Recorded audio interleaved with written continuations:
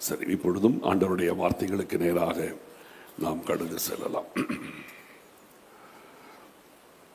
கர்த்தர் நம்மோடு கூட இருக்கிறார். இந்த காலை வேளையிலும் நம் ஆண்டவராகிய கர்த்தர் நமக்கு நடுவில் இருக்கின்றார். பிரயோஜனமானவைகளை கர்த்தர் நமக்கு போதிக்கின்றார்.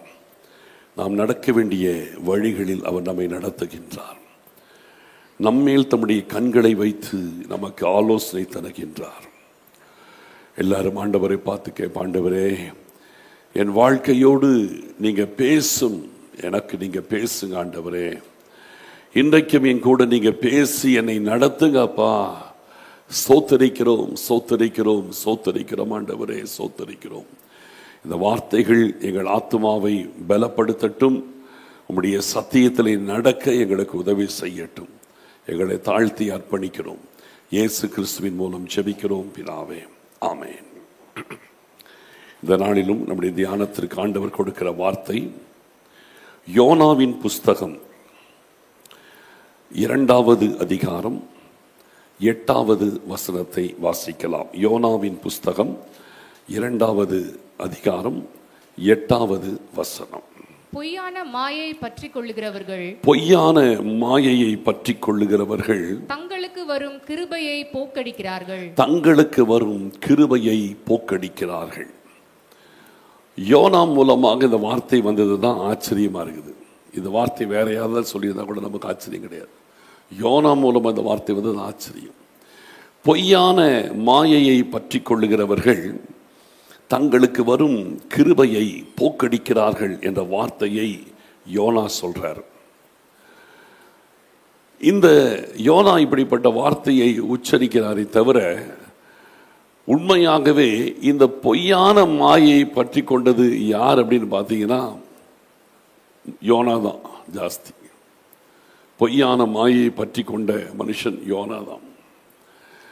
பொய்யான மாயை பற்றி கொள்ளுகிறவர்கள் தங்களுக்கு வரும் கிருபையை போக்கடிக்கிறார்கள். இந்த யோனா யார் என்று சொல்லி நமக்கு தெரியணும். முதல் வசனத்தில் பார்த்தீங்கன்னா அவருடைய அப்பா பேர் இருக்கும், வாசிக்கலாம். அமித்தாயின் குமாரனாகிய யோனாவுக்கு கர்த்தருடைய வார்த்தை உண்டாகி. போதும். இவங்க அப்பா பேர் அமித்தா. சரியா? அவ்வளவுதான் போட்டிருக்கு. அமித்தாவின் குமாரனாகிய யோனாவுக்கு கர்த்தருடைய வார்த்தை உண்டாகி. சரியா? இப்ப இந்த யோனா யார்? திடீர்னு வராரு, திடீர்னு கர்த்தரால் அழைக்கப்படுறாரு.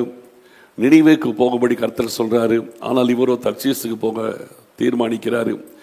கர்த்தர் பெரும் காற்றை கடலிலே வீச பண்ணி, கொந்தளிக்க பண்ணி, கடைசியிலே தூக்கி சமுத்திரத்தில் அவரை போட்டு, மீனின் வயிற்றிலே கர்த்தர் அவரை 3 நாள் வைத்து பின்பு கொண்டு போய் நினிவேவில் இறக்கிவிட்டு அங்கே 1 நாள் தூரம் அவர் பிரயாணம் பண்ணி இன்னும் 40 நாட்களிலே நினிவே கவிழ்க்கப்பட்டும் என்று போகும் என்று சொல்ல, நினிவேவின் ராஜா முதல் அடிமட்டமான நபர் வரைக்கும் எல்லாரும் ரட்டுடுத்தி சாம்பலில் உட்கார்ந்து மனம் திரும்பி நினிவே காப்பாற்றப்பட்டு விட்டது. 1,20,000 அதிகமான ஜனங்களுடன் நினிவே பட்டணம் காப்பாற்றப்பட்டது. இதுதான் யோனா புஸ்தகத்துடைய சரித்திரம். இவ்வளவுதான். அப்போ இந்த யோனாவை போல உண்மையை சொல்ல போனா பைபிள்ல எத்தனையோ பேர் சுவிசேஷம் அல்லது நியாய தீர்ப்பை எச்சரிப்பாய் பிரசங்கித்தவர்கள் பைபிள் இருக்கிறாங்க. அதிலே முக்கியமான நபர்கள் நியாய தீர்ப்பை பற்றி நிறைய பேர் பேசியிருக்கிறாங்க. அது சிலது மறைவா இருக்கும், சிலது வெளியரங்கமா இருக்கும். நியாய தீர்ப்பை குறித்து முதல்ல பகிரங்கமாய் ரொம்ப பேசின மனுஷன் யாருன்னு கேட்டீங்கன்னா ஏனோக்கு. அது நீங்க ஆதியாகமத்தில் இருக்காது. யூதா நிருபத்தில் பார்த்தீங்கன்னா அவபக்தியுள்ளவர்களை கர்த்தர் நியாயம் தீர்க்க வருகிறான்னு ஏனோக்கு ஜனங்களை எச்சரித்ததாக யூதா நிருபத்தில் இருக்கும். ஏனோக்கு கடைசி கால நியாய தீர்ப்பை குறித்து எச்சரிப்பு கொடுத்த மனுஷன். ஏறக்குறைய ஒரு 300 வருஷம் அதை செஞ்சிருப்பார் நான் நினைக்கிறேன். ஏனோக்குடைய வாழ்க்கை 300 வருஷம் தேவனோடு சஞ்சரித்தார். அந்த காலகட்டத்தில் அது நடந்திருக்கும். அடுத்தது நோவா. 600வது வயதிலே ஆண்டவர் அவரை சந்திக்கிறார். அவருக்கு 700வது வயது வரும் பொழுது ஜலப்பிரவாகம் வருகிறது. 100 வருஷம் அவர் நீதியை பிரசங்கித்து நியாய தீர்ப்பை குறித்து ஜனங்களுக்கு எச்சரித்திருக்கிறார். ஏனோக்குடைய பிரசங்கத்தில் எந்த பெரிய மாற்றம் வந்ததாக தெரியல. நோவாவுடைய பிரசங்கத்தில் எந்த மாற்றமும் வரல. அந்த குடும்பத்தை தவிர வேறு யாரும் பேரடிக்குள்ள பிரவேசிக்கல. 100 வருஷம் பிரசங்கம் பண்ணியும் ஒருத்தங்க கூட மனம் திரும்பல. லோத்தின் நாட்களிலே லோத்து பெரிய பிரசங்கம் எல்லாம் கிடையாது. ஆனால் கடைசி நேரத்தில் போய் அழிவு வருதுன்னு சொல்றாரு. ஆனா ஒருத்தர் கூட ஏற்றுக்கொள்ளல. அதுவும் ஃபெயிலியர். எல்லாமே ஃபெயிலியர். ஆனா உலகத்திலேயே மோஸ்ட் சக்சஸ்ஃபுல் எவாஞ்சலிஸ்ட் யாருன்னா யோனா தான். இயேசு கிறிஸ்துவுக்கு கூட இவ்வளவு ரிசல்ட் கிடையாது. இயேசு கிறிஸ்து போய் ஒரு பட்டணத்தில் பிரசங்கிச்சு அந்த பட்டணம் ஃபுல்லா மனம் திரும்பிடுச்சுன்னு பைபிள் எங்கேயுமே போடல இல்லையா? இயேசு கிறிஸ்துவுக்கே இந்த ரிசல்ட் கிடையாது. இவன் போய் ஒரே பிரசங்கம் பண்ணி மொத்த நினைவையும் மனம் திரும்பிடுச்சு. அவ்வளவு ஒரு சக்சஸ்ஃபுல் எவாஞ்சலிஸ்ட். ஆனால் இவருடைய ஊழியத்தின் வெற்றிக்கும் இவருடைய வாழ்க்கைக்கும் சம்பந்தமே கிடையாது. நிச்சயமா யோனா பரலோகத்தில் இருக்க வாய்ப்பே கிடையாது. ஒரு பட்டணத்தையே மனம் திரும்பி நியாய தீர்ப்புக்கு காப்பாற்றின யோனா கண்டிப்பா பரலோகத்துக்கு வந்திருக்க மாட்டார். நான் அடிச்சு சொல்லுவேன், கண்டிப்பா பரலோகத்துக்கு வந்திருக்க மாட்டார். அவர் ஒரு நரகத்தின் மகனாகத்தான் அவருடைய வாழ்க்கை முடிந்தது. அப்ப இந்த யோனாவை குறித்து நம்ம பார்க்கும்போது நமக்கு யூகிக்க முடியுது. ஏன்னா அது முடிவு அப்படிதான் இருக்குது. இந்த யோனாவின் தகப்பன் பேர் அமிதா என்று சொல்லப்பட்டிருக்கு. இந்த யோனா கொடுத்த இந்த ஒரு வார்த்தையும் ஸ்பெஷலா இருக்குது. பொய்யான மாயையை பற்றி கொள்ளுகிறவர்கள் தங்களுக்கு வரும் கிருபையை போக்கடிக்கிறார்கள். ரொம்ப அற்புதமான வார்த்தை, சரியான வார்த்தை, பக்தி விருத்தியை ஏற்படுத்தக்கூடிய ஒரு வார்த்தை, நமக்கு எச்சரிப்பு உண்டாகும்படி கொடுக்கப்பட்ட ஒரு நல்ல வார்த்தை. பொய்யான மாயையை பற்றி கொள்ளுகிறவர்கள் தங்களுக்கு வரும் கிருபையை போக்கடிக்கிறார்கள். சரி, இந்த யோனாவை பத்தி இன்னும் கொஞ்சம் அப்படி பார்த்துட்டு இவருடைய வாழ்க்கையிலே இந்த பொய்யான மாயைக்கும் இவருக்கும் என்ன சம்பந்தம் என்பதை நான் உங்களுக்கு வேகமா சொல்ல நினைக்கிறேன். 2 ராஜாக்களின் புஸ்தகம் 14வது அதிகாரம். 2 ராஜாக்களின் புஸ்தகம் 14வது அதிகாரம் 25வது வசனத்தை வாசிக்கலாம். காத்தேப்பேர் ஊரானாகிய அமித்தா என்னும் தீர்க்கதரிசியின் குமாரன், அபித்தா என்னும் தீர்க்கதரிசியின் குமாரன் யோனா என்னும் தம்முடைய ஊழியக்காரனை கொண்டு இஸ்ரவேலின் தேவனாகிய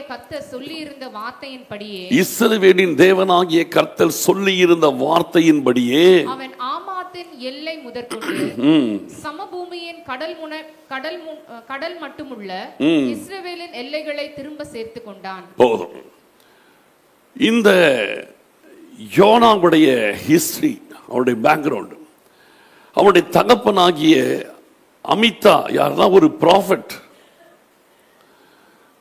யோனாவுடைய அப்பா ஒரு தீர்க்கதரிசி. புரிதலாம்? யோனாவுடைய தகப்பன் ஒரு தீர்க்கதரிசி. இவன் ஒரு தீர்க்கதரிசியின் மகன். இது மட்டுமல்ல, இந்த யோனாவை கொண்டு ஆண்டவர் இஸ்ரவேல் ஜனங்களுக்கு ஒரு செய்தி அனுப்பினாராம். அந்த செய்தியின்படியே ராஜா அவன் செயல்பட்டு தேசத்தை அவன் சுதந்திரிச்சிருக்கிறான். அதாவது யோனா சொல்ல போனால், நம்ம இந்த யோனாவின் புஸ்தகத்தில் ஒண்ணுமே அவரை பத்தி இல்லை பெருசா.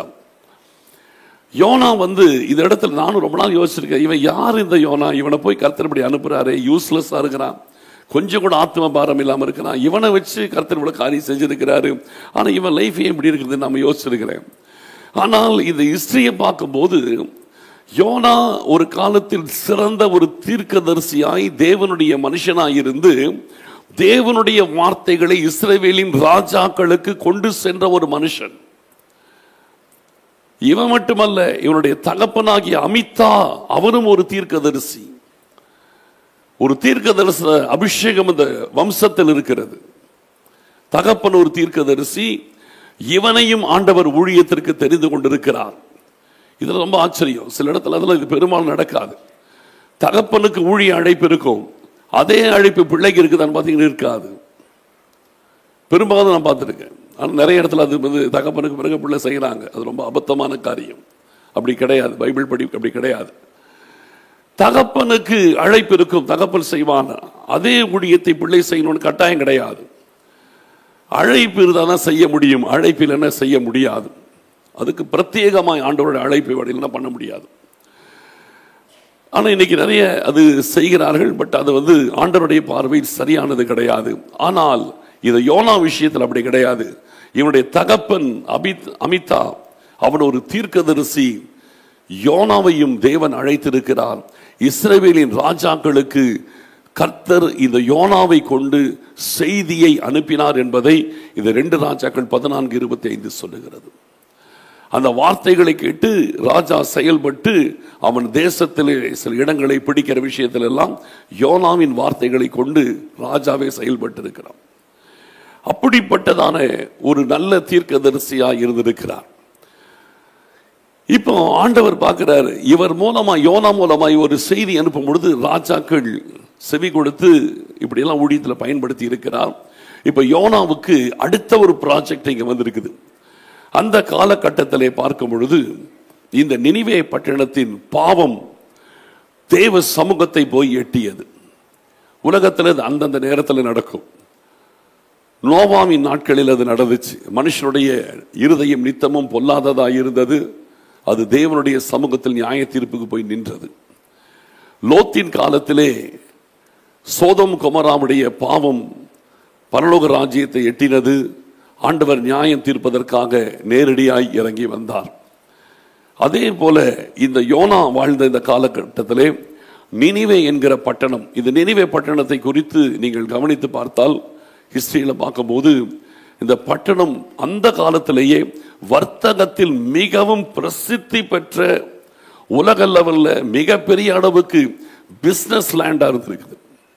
வர்த்தகத்திலே மிகப்பெரிய அளவுக்கு ஃபேமஸான, உலக லெவலில் மிகப்பெரிய அளவுக்கு வர்த்தகத்தில் சிறந்த ஒரு முன்னேற்றம் அடைந்த ஒரு பட்டணம். கப்பல் போக்குவரத்திலிருந்து பாருங்க, நினிவேக்கு கப்பல் போக்குவரத்து இருந்திருக்குது பாருங்க. இஸ்ரவேலில் இருந்து நினிவேக்கு கப்பல் போக்குவரத்து இருந்திருக்கிறது. அப்போ கப்பல் போக்குவரத்து மற்ற இது மாதிரி காரியங்களாக இருந்த மிகப்பெரிய பிஸ்னஸ் சென்டர் இந்த நினிவே. அவ்வளவு பெரிய பிஸ்னஸ் சென்டர், பணப்புழக்கம் மிகுதியாக இருந்த ஒரு இடம், ஜனங்கள் நல்ல வசதியாய் வாழ்ந்த ஒரு காலகட்டம். அப்படிப்பட்ட சூழ்நிலையிலே அவர்களுக்கு எல்லாம் இருந்தது. அதனாலே பாவம் பெருகியது. விக்கிரக ஆராதனை தான் இந்த பட்டணத்தின் மிகப்பெரிய பாவம். அந்த பட்டணத்திலே மிக பாவமும் பெருகியிருந்தது. ஆகையினாலே ஆண்டவர் அதை நியாயம் தீர்க்கக்கூடிய அளவுக்கு பாவம் உச்சத்திற்கு போய்விட்டது. அந்த நிலையிலே தான் ஆண்டவர் பார்க்கிறாரு. ஏற்கனவே இந்த யோனாவை பயன்படுத்தி ஆண்டவர் ராஜாக்களில் நடத்தி இருக்கிறாரு. இப்ப இந்த யோனாவையே பயன்படுத்தி அவரை கொண்டு இந்த நினிவே பட்டணத்தை சந்திக்க வேண்டும் என்று கர்த்தர் தீர்மானிக்கிறார். அப்படி தீர்மானித்து தான் இந்த யோனாவுக்கு ஆண்டவருடைய வார்த்தை வருகிறது. வாசிக்கலாம். முதல் அதிகாரத்திலே முதல் 3 வசனங்களை வாசிப்போம். அமித்தாயின் குமாரனாகிய யோனாவுக்கு கர்த்தருடைய வார்த்தை உண்டாகி, அவர், நீ எழுந்து மகா நகரமாகிய நினிவேக்கு போய் அதற்கு விரோதமாய் பிரசங்கி, அவர்களுடைய அக்கிரமம் என் சமூகத்தில் வந்து எட்டினது என்றார். அப்பொழுது யோனா கர்த்தருடைய சமூகத்தில் நின்று விலகி தர்ஷீஷுக்கு ஓடி போகும்படி எழுந்து யோப்பாவுக்கு போய் தர்ஷீஷுக்கு போகிற ஒரு கப்பலை கண்டு கூலி கொடுத்து தான் கர்த்தருடைய சமூகத்தில் நின்று விலகும்படி அவர்களோட தர்ஷீஷுக்கு போக கப்பல் ஏறினான். இந்த யோனாவுக்கு கர்த்தருடைய வார்த்தை உண்டாயிற்று. ஆண்டவர் சொல்லுகிறார், மகா நகரமாகிய நினிவேவுக்கு போய் பாருங்க. அந்த நாட்களிலேயே மகா நகரம்னு பேர் வாங்கி இருக்குது. சாதாரண நகரம் கிடையாது, மகா நகரம் இல்லையா? இப்போ சென்னை நாங்கள் முந்தி, இப்போ கிரேட்டர் சென்னை அப்படிங்கிறாங்க இல்லையா? அது மாதிரி மகா நகரம், ரொம்ப உயர்ந்த ஸ்தானத்தில் இருக்கிறதான டாப், அதுன்னு சொல்வது காஸ்மோபாலிட்டன் சிட்டின்னு சொல்லுவாங்க. அந்த மாதிரி மிகப்பெரிய அளவில் இருக்கிறதான வளர்ந்த ஒரு இடம். மகா நகரமாகிய நினிவேவுக்கு போய் அதற்கு விரோதமாக பிரசங்கி, அவர்களுடைய அக்கிரமம் என் சமூகத்தில் வந்து எட்டினதுங்கிறார். தெளிவா ஆண்டவர் சொல்றாரு, அந்த பட்டணத்தின் நிலை, அந்த பட்டணத்துக்கு அவன் போகணும், அதற்கு எதிராக பிரசங்கிக்க வேண்டும், இதையெல்லாம் ஆண்டவர் சொல்றாரு. ஆனால் யோனா திட்டமிட்டு தவறு செய்கிறான். யோனா கர்த்தருடைய சமூகத்தில் இருந்து விலகி தர்சீசுக்கு ஓடி போகும்படி எழுந்து யோப்பாவுக்கு போய் தர்சீசுக்கு போகிற ஒரு கப்பலை கண்டு கூலி கொடுத்து தான் கர்த்தருடைய சமூகத்திலிருந்து விலகும்படி அவர்களோட தர்சீசுக்கு போக கப்பல் ஏறினான். இதுல ஒரு வார்த்தை திரும்பி திரும்பி ரிப்பீட் ஆகுது. கர்த்தருடைய சமூகத்திலிருந்து விலகி முதல்ல போட்டிருக்கு. அடுத்தது கர்த்தருடைய சமூகத்திலிருந்து விலகும்படி. 2 தடவை ஒரே காரியம் சொல்லப்படுது. ஆண்டவர் ஒரு காரியத்தை சொல்லும் பொழுது அந்த காரியத்தை ஆண்டவர் சொன்னபடியே செய்வதுதான் ஆண்டவர் சமூகத்தில் இருக்கிறதான ஒரு நிலை. ஆண்டவர் ஒன்று சொல்ல வேறு ஒன்றை நாம் செய்வோமானால் அது ஆண்டவருடைய சமூகத்தை விட்டு நாமே விலகி போகிறோம் என்பதற்கு அது அடையாளம். புரியுதா? ஆண்டவர் ஒன்று சொல்றார்னா அதன்படி செய்வதுதான் அவருடைய சமூகத்தில் நிலைத்திருக்கிற தன்மை. ஆண்டவருடைய சமூகத்தை நாம் அடைவது சாதாரண விஷயம் கிடையாது. ஆண்டவர் மோசேக்கு சொன்னார், என் சமூகம் உனக்கு முன்பாய் செல்லும். அங்கேதான் இளைப்பாறுதல் இருக்குது. ஆனால் ஒரு தேவ பிள்ளை சுலபமாய் ஆண்டவருடைய சமூகத்தை விட்டு விலகி போக முடியும். எப்போ அப்படின்னா, ஆண்டவர் ஒன்றை சொல்ல வேறு ஒன்றை நாம் செய்வோமானால் ஆண்டவருடைய சமூகத்தை விட்டு விலகி போகிறோம். ஆண்டவர் சொல்றாரு, நினிவே பட்டணத்தின் மகா நகரமாகிய நினிவே பட்டணத்தின் அக்கிரமம் என் சமூகத்தை வந்து எட்டி இருக்குது. நீ போய் அதற்கு எதிராக பிரசங்கித்து அதை எச்சரி. நியாய தீர்ப்பு வாசல்ல நிற்கிறது, அதை எச்சரின்னு சொல்றாரு. ஆனால் ஆண்டவர் எவ்வளவு நம்பி இந்த யோனாவை பார்த்து இதை சொல்லியிருப்பா, யோசிச்சு பாருங்க. அந்த நாட்களிலே ஒரு பட்டணத்தின் ரட்சிப்பே இந்த யோனா கையில கர்த்தர் ஒப்பு கொடுக்கிறார். ஒரு பட்டணத்தை காப்பாற்றுகிறதற்கு ஆண்டவர் இந்த யோனா அனுப்புறார். எவ்வளவு பெரிய ஒரு ப்ராஜெக்ட், எவ்வளவு பெரிய ஒரு விஷயம், எவ்வளவு தூரம் ஆண்டவரை இவரை நம்புறாரு. இவன் போய் சொன்னால் அந்த ஜனங்கள் கேட்பார்கள் என்று சொல்லி கர்த்தர் நம்பி, அவருடைய அக்கிரமம் என் சமூகத்தை எட்டி இருக்கிறது, நீ போய் அதற்கு எச்சரி என்று சொல்லி சொல்றாரு. இந்த 40 நாட்கள் இருந்து கவிழ்க்கப்பட்டு போகும். 40 நாட்கள் கிரேஸ் டைம் கொடுக்கிறேன், சீக்கிரம் போய் சொல்லி அதை எச்சரிக்கிறார். இந்த கிரேஸ் டைம் ரொம்ப ஷார்ட் பீரியட். நான் முதல்ல சொன்னேன், ஏனோக்கு கிட்டத்தட்ட 300 வருஷம் பிரசங்கிச்சிருப்பார் இல்லையா? ஏறக்குறைய 300 வருஷம் பிரசங்கிச்சிருப்பார். அக்கிரமக்காரனுடைய அக்கிரமத்தை கர்த்தர் நியாயம் தீர்க்க சீக்கிரம் வருகிறார் என்று ஏனோக்கு குறைஞ்சபட்சம் 300 வருஷம் பிரசங்கிச்சிருப்பார். நோவா 100 வருஷம் பிரசங்கிச்சார் என்று பைபிள் எல்லாம் சொல்லுது. ஆனா ஏனோக்கு இந்த யோனாவின் காரியத்தில் பார்க்கும் பொழுது நினிவேக்கு கொடுக்கப்பட்டது வருஷ கணக்கு அல்ல, நாட்கள் தான். 40 நாட்கள். 40 நாட்களிலே நினிவே கவிழ்க்கப்பட்டு போகும் என்று ஒரு ஷார்ட் பீரியட். அப்ப இது அவசரமான செய்தி. இவங்களுக்கு பெரிய டியூரேஷன் கொடுக்கப்படல, டைம் பிக்ஸ் பண்ணிட்டாரு. 40 நாள். அப்போ 40 நாள்ல கவிழ்க்கப்பட்டு போகும் ஒரு பெரிய பூமி அதிர்ச்சி வந்து பட்டணத்தை தலையிலாய் கவிழ்த்து போட்டு நினிவே பட்டணம் முழுவதும் அழிய போகிறது. அப்ப இது அவசரமான செய்தி. இது ஆண்டவர் இந்த யோனா கிட்ட சொன்னா இதனுடைய அவசியத்தையும் புரியல, அவசரத்தையும் புரியல. ரொம்ப கூலா போய் திட்டமிட்டு கையில காசை எடுத்துட்டு போய் தர்சீசுக்கு போகும் கப்பலை பார்த்து, அதுவும் இருக்குது, நினிவேக்கு போற கப்பல் இருக்குது, தர்சீசுக்கு போற கப்பலை பார்த்து பிளான் பண்ணி டிக்கெட் வாங்கிட்டு அடித்தளத்தில் போய் படுத்துக்கிட்டான். ஆண்டவருடைய பாரத்தையும் ஆண்டவருடைய அவசரத்தையும் அந்த சூழ்நிலைகளின் காரியத்தையும் கொஞ்சம் கூட உணராமல் எவ்வளவு மெத்தனமாக ஆண்டவருடைய வார்த்தையை எவ்வளவு துணிகரமாய் அசட்டை பண்ணி எவ்வளவு திட்டமிட்டு இவனாக அவன் போறான். இவன் தவறுதலா வேற கப்பல்ல ஏறல, திட்டமிட்டு டிக்கெட் வாங்கி தர்சீசுக்கு போகிற கப்பலை பார்த்து டிக்கெட் வாங்கிட்டு ஏறி உட்காரான். தெரியாமலாம் தப்பான கப்பல்ல ஏறல. எவ்வளவு தெளிவாய் கர்த்தருடைய சமூகத்தை விட்டு விலகும்படி பிளான் பண்ணா. எனக்கு ஆண்டவர் முக்கியம் கிடையாது, நாங்க போக முடியாது, யார் சொன்னாலும் நாங்க போக முடியாது, ஆண்டவரே சொன்னாலும் நான் நினிவேக்கு போக மாட்டேன். எவ்வளவு தெளிவா இருக்கிறான் பாரு. ஆண்டவர் சொல்றாரு அது அழிய போது, 40 நாள் தான் இருக்குது, சீக்கிரம் போ. ஆண்டவரே சொன்னாலும் நான் நினிவேக்கு போக மாட்டேன். நினிவேக்கு போக கூடாது என்பதில் அவ்வளவு தெளிவாய் இருந்து இவன் தேவ சமூகத்தை விட்டு விலகி போகிறான். அப்படி நினிவேல என்னதான் இருந்துச்சு? நினிவே ஜனங்கள் ஏன் இவன் போய் சுவிசேஷத்தை சொன்னால் நியாய தீர்ப்பு சொன்னா கொன்னுடுவாங்களா? இல்ல, அப்படியெல்லாம் ஆகாது. அந்த நினிவே ஜனங்கள் பாருங்க, பின்னால் நம்ம செஞ்ச முடியத்துல ஒரே பிரசங்கம், ராஜாலிருந்து சாதாரண குடிமகன் வரைக்கும் அத்தனை பேர் ரட்டுடுத்தி பைபிள்லயே தி பெஸ்ட் ஃபாஸ்டிங் பிரேயர் இங்க தான் நடந்திருக்குது. பெரியோர் முதல் சிறியோர் வரைக்கும், குழந்தைகள் வரைக்கும் எல்லாருக்கும் ஃபாஸ்டிங். ஆடு மாடுகளுக்கு கூட மேயக்கூடாதுன்ட்டான். உலகத்துல எங்கேயுமே இப்படி ஒரு ஃபாஸ்டிங் நடந்தது கிடையாது. இல்ல, யோசமாத்தின் நாட்கள்ல ஃபாஸ்டிங் நடந்திருக்குது. பைபிள் எத்தனையோ இடத்துல ஃபாஸ்டிங்ல நிறைய நடந்திருக்குது. ராஜாக்கள் நடத்தி இருக்கிறாங்க. அந்தந்த ஃபாஸ்டிங்லாம் இப்படி கிடையாது, ஜனங்கள் மட்டும் தான் ஃபாஸ்டிங். ஆனா நினிவேவின் ராஜா பாருங்க எவ்வளவு பயபக்தி உள்ளவன் பாருங்க. இவன் எல்லாத்தையும் கொண்டு போய் ஆடு மாடுகளை கூட மேய விடக்கூடாது. 40 நாட்கள் இப்படி அழிவு கொடுக்கப்பட்டிருக்கிறது. டோட்டலா ஃபாஸ்டிங் உட்கார்ந்த ஆண்டவருடைய சமூகத்தில். அதான் ஆண்டவர் டக்குன்னு தன்னுடைய முடிவை மாத்திட்டாரு.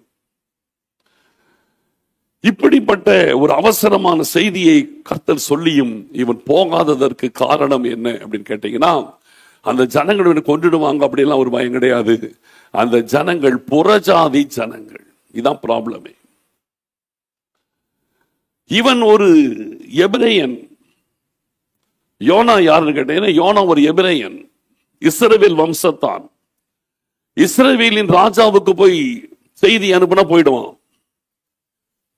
இஸ்ரவேலின் ராஜாவுக்கு போய் இதை சொல்லு, கர்த்தர் சொல்றான்னு சொல்றா போய் சொல்லிடுவான். இஸ்ரவேல் ஜனங்களுக்கு போய் இதை சொல்லுனா சொல்லிடுவான்.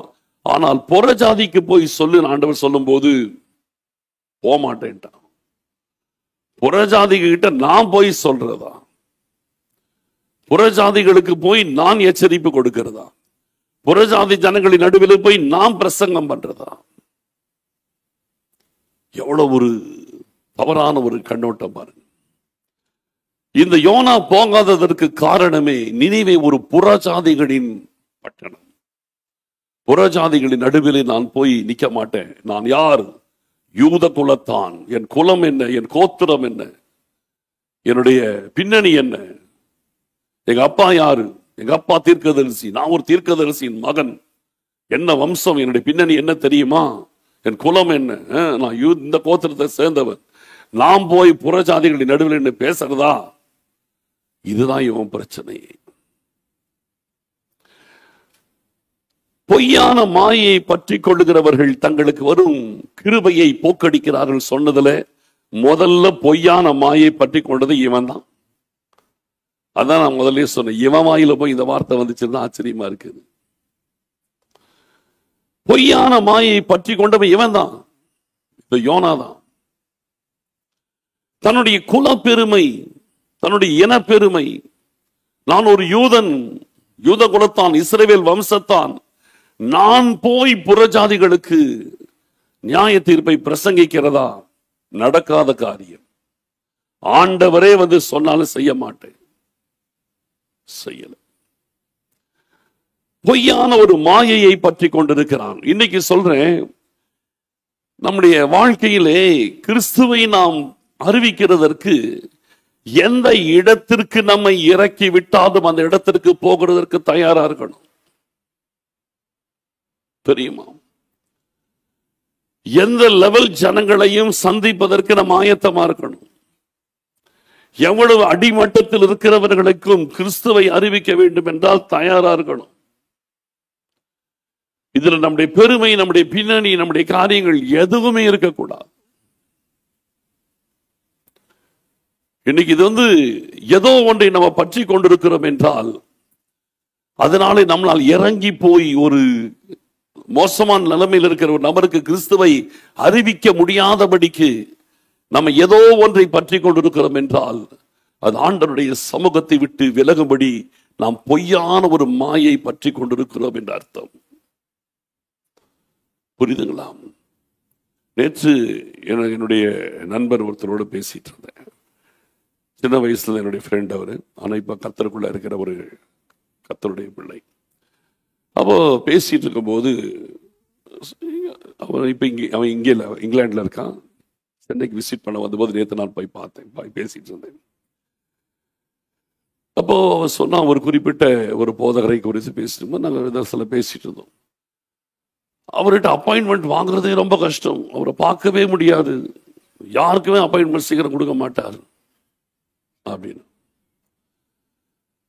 அப்படி ஒன்றும் அவர் பயங்கர பிஸியான ஆள் கிடையாது, பார்க்கவே முடியாத அளவுக்கு. அப்போ அப்படின்னு சொல்லிட்டு நான் சொன்னேன், எதுக்கு? நானும் அந்த நபரை சமீபத்தில் ஒரு சந்தர்ப்பத்தில் நான் சந்திச்சேன். அந்த குறிப்பிட்ட நபர், அந்த பாஸ்டர் போதகரை, நம்ம சபையில் இருக்கிற ஒரு பொண்ணுக்கும் அங்கே அந்த சபையை சேர்ந்த ஒரு பையனுக்கும் திருமணம் நடந்துச்சு, அங்கே வச்சு நடந்துச்சு. திருமணத்துக்கு நானும் போயிருந்தேன். நான் கல்யாணம் ஆரம்பிக்கிறதுக்கு முன்னாடி 1/2 மணி நேரம் முன்னாடி நான் போயிட்டேன். போய் கல்யாணம் நடந்துச்சு. அவர் அந்த பில்டிங்லேயே தான் அவருடைய வீடு, அங்கே தான் வீடு. அவர் கல்யாண பத்திரிகையில் என் பேர் இருக்குது, அவர் பேர் இருக்குது. நான் கல்யாணத்துக்கு 1/2 மணி நேரம் முன்னாடியே போயிட்டேன். அவர் அதே பில்டிங்லேயே தான் இருக்கிறார். கல்யாணம் ஆரம்பிச்சிருச்சு, ஆளே வரல. கல்யாணம் சாலம்னைஸ் பண்ணியாச்சு, ஆளே வரல. பிரசங்கம் முடிஞ்சிருச்சு, ஆளே வரல. கடைசியில் ஒரு சின்ன ஜெபம், ஆண்டவரே இவருடைய ஆசீர்வாதம் ஒரு ஜெபம் மட்டும் போயிட்டார். அப்போ இதை நானே பார்த்துருக்கிறேன். அப்போ நான் பார்த்தேன், அவர் சொன்னது உண்மைன்னு எனக்கு புரிஞ்சுது. அப்போ இன்னைக்கு யோசிக்கிறேன், என்ன சொல்றதுன்னா, ஒரு நபரை நான் அந்த கல்யாணம் பண்ண அந்த குடும்பம் ரொம்ப பெரிய வசதியான குடும்பம்லாம் கிடையாது, சாதாரண குடும்பம். அதோட மெமோரிங் இருக்குன்னு நினைக்கிறேன். கொஞ்சம் சாதாரணமான ஒரு குடும்பம், வசதியான குடும்பம் கிடையாது. அப்போ ஒருவேளை ஒரு பெரிய பணக்காரருடைய வீட்டு கல்யாணம் அப்படி பண்ணியிருப்பாங்களா? நான் யோசிக்கிறேன். ஒரு பெரிய பணக்காரர் வீட்டு குடும்பம் கல்யாணமா இருந்தா அப்படி அந்த கடைசியில் வந்து ஆண்டவர் ஆசீர்வதிட்டு போயிருப்பாங்களா? பண்ணியிருக்க மாட்டாங்க. அவங்க ஒரு சாதாரணமான ஒரு ஏழ்மையான குடும்பம். கடைசியில் ஒரு சின்ன ஜெபம் மட்டும் பண்ணிட்டு போயிட்டார், வேற ஒன்றுமே பண்ணலை. அவரை பற்றி என் நண்பர் சொன்னான். நான் எனக்கு புரிஞ்சுது, அவங்க சொல்றது கரெக்டு தான் எனக்கு. ஆமாம், நானும் பார்த்துருக்கிறேன் அப்படின்னு. எதுக்கு சொல்றேன்னா, நம்ம எந்த நிலைமைக்கும், யாருக்கும் எந்த நிலைமைக்கும் எப்பொழுதும் இறங்கி போகக்கூடிய, நம்ம யாராலும் அப்ரோச் பண்ணக்கூடிய நிலைமையில் நம்ம எப்பவுமே இருக்கணும். ஆமென். நான் சொல்றேன், உங்களையும் கர்த்தர் ஆசீர்வதித்து உயர்த்தி மேன்மைப்படுத்தும் பொழுதும் யாரையும் அற்பமாய் நினைக்க கூடாது. புரியுதா? படிச்சவன் படிக்காதவன், ஏழை பணக்காரன் வித்தியாசமே பார்க்க கூடாது. யாரும் எந்த நேரத்தில் நம்மளை அப்ரோச் பண்றதுக்கு நம்ம ஈஸி ஆக்சஸ்ல இருக்கணும். யார் வேணாலும் நம்மகிட்ட எப்போ வேணாலும் போன்ல பேசுறதுக்கோ, எப்போ நேரில் வந்து பார்க்கறதுக்கோ நம்ம அப்ரோச்சபிளா இருக்கணும். அதுதான் முக்கியம். புரியுது? அது ரொம்ப முக்கியம். ஆண்டவர் இதில் கவனிக்கிறார், இதெல்லாம் பார்க்கிறார். அப்போ சிலர் ஒரு லெவல்ல வந்த உடனே நான் இவங்களெல்லாம் பார்க்க மாட்டேன், இவங்களுக்கெல்லாம் நான் பிரசங்கிக்க மாட்டேன். யோனாவுடைய பிரச்சனை அதுதான். நான் யாரு? இஸ்ரவேலின் யூத குலத்தான், புறஜாதிகளுக்கு போய் நான் பிரசங்கம் பண்றதா? அவன் செத்தாலும் பிழைச்சாலும், நியாய தீர்ப்பில் அழிஞ்சாலும் பிழைச்சாலும், அதை பத்தி எனக்கு பிரச்சனை கிடையாது. சொல்றது ஆண்டவர், வேற யாரும் சொல்லல, கர்த்தர் சொல்றாரு. நீ போய் பிரசங்கி, நியாய தீர்ப்பு வாசல்ல இருக்கு. முடியாது, யார் சொன்னாலும் செய்ய முடியாது. இதுதான் பொய்யான மாயை. நம்ம சுவிசேஷத்தை ஒருவருக்கு சொல்ல முடியாதபடி எங்கேயாவது நீங்கள் ஏதாவது ஒரு காரியத்தில் தடைப்பட்டு நிற்கிறீர்கள் என்றால் நீங்கள் பொய்யான மாயை பற்றி கொண்டிருக்கிறீர்கள். நான் சுவிசேஷத்தை உங்களுக்கு சொன்னா என்னை பத்தி என்ன நினைப்பாங்க? நான் சுவிசேஷத்தை உங்களுக்கு பேசின, ஆண்டவரை பத்தி பேசினா இவங்க என்ன, மற்றவங்க என்ன நினைப்பாங்க? ஏதோ ஒரு காரியம் நம் ஆண்டவரை குறித்து பேசுவதற்கு ஏதோ ஒன்று உங்களுக்கு தடை செய்கிறது என்றால் நம்ம எங்கேயோ மாயையான ஒன்றை பற்றி கொண்டிருக்கிறோம் என்ற அர்த்தம். எந்த பொய்யான மாயை பற்றி கொண்டு கர்த்தருடைய கிருபையை போக்கடித்து விடக்கூடாது. இல்லையா? எவ்வளவு பெரிய கிருபை! ஒரு பட்டணத்துக்கு போய் சுவிசேஷத்தை சொல்றது எவ்வளவு பெரிய ஒரு கிருபை! அந்த கிருபையை யோனா போக்கடிக்கிறான், அசட்டை பண்ணிட்டான், தேவ சமூகத்தை விட்டு விலகி போகிறான். சரி, முதல்ல ஆண்டவர் கொடுத்த ஊழியம் மிகப்பெரிய ஒரு ஊழியம், ஒரு பட்டணத்தை காப்பாற்றுகிற ஊழியத்திலே பொய்யான மாயையை, தன் குலப்பெருமை, இனப்பெருமையை பிடித்து கொண்டு அவன் தேவ கிருபையை போக்கடித்து விடுகிறான். பொய்யான மாயை பிடித்துக் கொண்டிருக்கிறான். இதுக்கு பின்னால நடக்கிறதெல்லாம் தெரியும். அதன் பிறகு கப்பல் ஏறி போறாப்புல போகும் பொழுது கர்த்தர் பார்க்கிறாரு. நான் படிக்க வேண்டிய வசனத்தை மட்டும் படிக்கிறேன். அதன் பிறகு கர்த்தர் கடல்ல ஒரு கொந்தளிப்பை ஏற்படுத்துகிறார். சுழல் பெருங்காற்று அடிக்கிறது, புயல் அடிக்கிறது. அந்த கப்பல் இவன் ஏறினது நிமித்த மிகப்பெரிய பாதிப்பை சந்திக்கிறது. கப்பல் இருக்கிற சரக்குகளை எல்லாம் தூக்கி போட்டு எப்படியாவது கப்பலை காப்பாற்றணும்னு பார்க்கறாங்க. ஆனாலும் புயல் நின்றபாடில்லை. பயங்கர கொந்தளிப்பு. கடைசியில கப்பலை காப்பாற்றுறதுக்கு என்ன செய்யணும்னு தெரியாமல் கடைசியில அன்றைக்கே புறஜாதிகளின் நடுவிலே கூட அந்த கப்பல் மாலுமிகள்லாம் புறஜாதிகள். அப்போ அவங்களே கூட சீட்டு போடுகிற பழக்கம் இருந்திருக்கிறது. சீட்டு போட்டு பார்க்கறாங்க. யாருனாலும் இந்த பிரச்சனைன்னு பார்க்கறாங்க. ஆண்டவர் சரியா காட்டி கொடுத்துறாரு. இவன் தான் பிரச்சனைக்குரிய ஆள். சீட்டு இவன் பேர்ல விழுது. கூப்பிட்டு விசாரிக்கிறாங்க. பாருங்க, 8வது முதல் அதிகாரம் 8ஆம் வசனத்தை வாசிக்கலாம். அப்பொழுது அவர்கள் அவனை நோக்கி, யார் நிமித்தம் இந்த ஆபத்து நமக்கு நேரிட்டது என்று நீ எங்களுக்கு சொல்ல வேண்டும். உன் தொழில் என்ன? நீ எங்கே இருந்து வருகிறாய்? உன் தேசம் எது? நீ என்ன ஜாதியான் என்று கேட்டார்கள். அதற்கு அவன், நான் எபிரேயன். பாருங்க, எடுத்தோன்னே சொல்ற பாருங்க, நான் யாரு? நான் எபிரேயன். இது அவனுடைய ஃபர்ஸ்ட் வார்த்தை இதான் வருது, நான் எபிரேயன். அப்புறம் சமுத்திரத்தையும் பூமியையும் உண்டாக்கின பரலோகத்தின் தேவனாகிய கர்த்தரிடத்தில் பயபக்தி உள்ளவன். என்ன பொய் பாருங்க, எவ்வளவு பெரிய பொய் விட்டா பாருங்க டக்குன்னு. நான் எபிரேயன். ஃபர்ஸ்ட் எடுத்த உடனே நான் எபிரேயன், சமுத்திரத்தையும் பூமியை உண்டாக்கின பரலோகத்தின் தேவனாகிய கர்த்தரிடத்தில் பயபக்தி உள்ளவன். என்ன பொய்! இவன் நினைச்சிட்டு இருக்கிறான், தான் சொல்றதெல்லாம் அவங்க நம்பிட்டு இருக்கிறாங்க நினைச்சிட்டு இருக்கிறான் இல்லையா? தன்னுடைய குலப்பெருமை, தன்னுடைய இனப்பெருமை தான் எடுத்து பேசுறான். நான் எபிரேயன். அது பெருமையா பேசுற மாதிரி, நான் எபிரேயன். அடுத்தது சொல்லுகிறான், சமுத்திரத்தின் தேவன், வானத்தை பூமி சகலத்தையும் படைத்த தேவனிடத்திலே பயபக்தி உள்ளவனா? அப்படி பயபக்தி உள்ளவன் இப்படி நடந்து கொள்வானா? பெரிய பொய் எடுத்து விடுறான். ஆனா இவன் என்னதான் பொய்ய சொன்னாலும் அந்த மாலுமிகள் வாயில வர்ற வார்த்தை கவனிங்க, எப்படி இருக்கு பாருங்க. அடுத்த வசனம் படியும். அவன் கர்த்தருடைய சமூகத்தில் நின்று விலகி ஓடி போகிறவன் என்று தங்களுக்கு அறிவித்ததினால் அவங்க எப்படி புரிஞ்சுக்கிறாங்க பாருங்க. அவங்க கரெக்ட் அண்டர்ஸ்டாண்ட் பண்ணிக்கிறாங்க. நீ என்ன வேணா சொல்லு, வானத்தை பூமி சமுத்திரத்தில் உண்டாக்கின தேவனிடத்துல பயபக்தி உள்ளவன் நீ சொல்லு, ஆனா அதெல்லாம் எங்களுக்கு அவங்க காதுல ஏறல. அழகா அவங்க பதில் கொடுக்கிறாங்க. கர்த்தருடைய சமூகத்திலிருந்து விலகி ஓடி போகிறவன் என்று தங்களுக்கு அறிவித்ததினால் மனுஷன் மிகவும் பயந்து அவனை நோக்கி, நீ ஏன் இதை செய்தாய் என்றார்கள். ஏன் இதை பண்ண அவங்க விரட்டுறாங்க அவனை. அப்ப இவன் பொய் சொன்னாலும் இவனுடைய பொய் அங்க எடுபடல பாருங்க. ஐயோ, நீ சமுத்திரத்தையும் வானத்தையும் உண்டாக்கின தேவனிடத்துல பயபக்தி உள்ளவனா அப்படின்னு பயந்து நிற்கிறாங்களா? ஒன்னும் அவங்க பயப்படல. அவங்க அழகா சொல்றாங்க, நீ கர்த்தருடைய சமூகத்திலிருந்து விலகி ஓடுகிறவன், ஏன் இதை பண்ண? நீ புறஜாதியான் கேட்கிறான் ஒரு எபிரேயனை பார்த்து. ஏன் உன்னுடைய சமுத்திரத்தை வானத்தை உண்டாக்கின அந்த தேவனிடத்தில் பயபக்தி உள்ளவன் சொல்றியே, ஏன் அவரை விட்டு நீ விலகி போற? புறஜாதியான் வாயில வருது. ஒரு எபிரேயனுக்கு மோசமான ஒரு கேள்வி, ஏன் இப்படி பண்ண? யார் யாரை பார்த்து கேட்கறது பாருங்க. புறஜாதியான் கேள்வி கேட்கிறான். நல்ல கவனிக்கணும். பொய்யான மாயை பற்றி கொண்டுதான் இதான் நிலைமை. நமக்கு பாடம் கற்பிக்கிறதுக்கு புறஜாதியம் வருவான். புறஜாதிய வந்து கேள்வி கேட்பான், நீ கர்த்தரை அறிஞ்சிருக்கிறேன்னு சொல்றியே, ஏன் இப்படி இருக்கிற? இல்லையா? கர்த்தரை அறிஞ்சிருக்கிறேன்னு சொல்றியே, ஏன் இப்படி இருக்கிற? நான் முந்தைய நிறைய தடவை சொல்லி இருக்கிறேன். இந்த இடத்துல ஆப்டா இருக்குன்னு சொல்றேன். பேரறிஞர் அண்ணா இல்ல, அண்ணாதுரை, அவர் சீஃப் மினிஸ்டர் ஆன பொழுது 1967 தமிழ்நாட்டில் இருக்கிற ஊழியர்கள் போய் அவர்கிட்ட, அவருக்கு ஒண்ணுமே தெரியாதுன்னு நினைச்சிட்டு இயேசு கிறிஸ்துவை பத்தி பேசுறாங்க. அவர் நல்ல படிப்பாளி, அவர் ஒரு ப்ரொஃபசர். புரியுதா? அவர் சீஃப் மினிஸ்டர் மட்டும் அவர் ப்ரொஃபசர். அவர் சீஃப் மினிஸ்டர் ப்ரொஃபசர். அவர் அப்போ படித்த மனுஷன், விவரமான மனுஷன், எல்லா காரியத்தையும் அறிந்திருக்கிற மனுஷன், அறிவாளி. அதனால அறிஞர் இன்னைக்கு வரைக்கும் பேசிட்டு இருக்கிறாங்க. அவர்கிட்ட போய் சுவிசேஷத்தை சொன்ன உடனே அவர் எல்லாத்தையும் கவனமா கேட்கிறாராம். கேட்டு முடிச்சுடனே ஒரு பைபிள் எடுத்து கொடுத்து, ஐயா இதை நீங்க படிங்க, உங்களுக்கு யூஸ்ஃபுல்லா இருக்கும்ன்றாங்க. அதையும் வாங்கி வச்சுட்டார். அவர் யார் யாருப்பமா நினைக்கல, வாங்கி வச்சுட்டார்.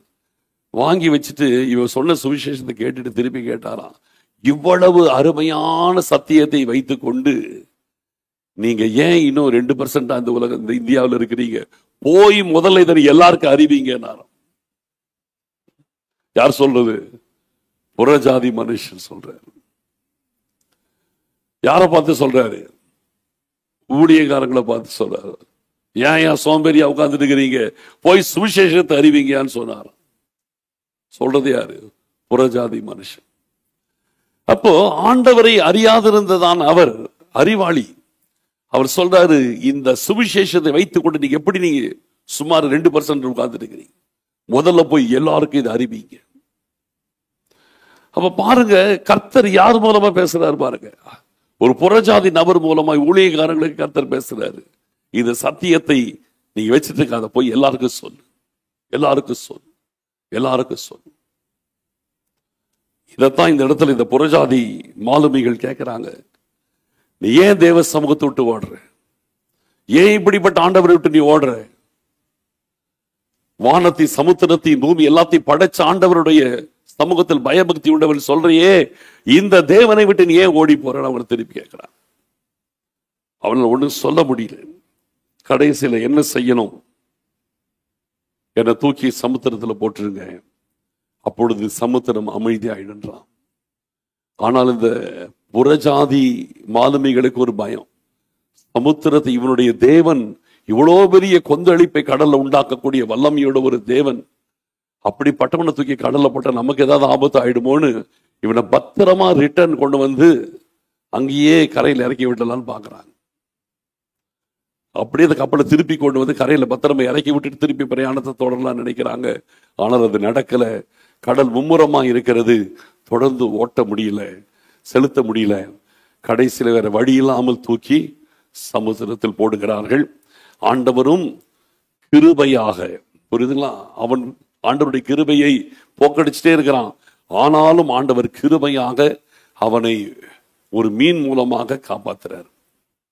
ஏன் கர்த்தர் யோனாவை காப்பாத்தினார்னா, நிச்சயமா சொல்றேன், யோனாவின் நிமித்தம் கிடையாது. அவன் ஏற்கனவே கிருபை போக்கடிச்சுட்டான். ஆனால் அந்த 1,20,000 ஜனங்கள் நிமித்தம் கர்த்தர் இவரை பாதுகாக்கிறார். நல்லா கவனிக்கணும். நம்மளை ஆண்டவர் பாதுகாக்கிறதற்கு நம்மளுடைய நீதி தான் நினைக்காதீங்க.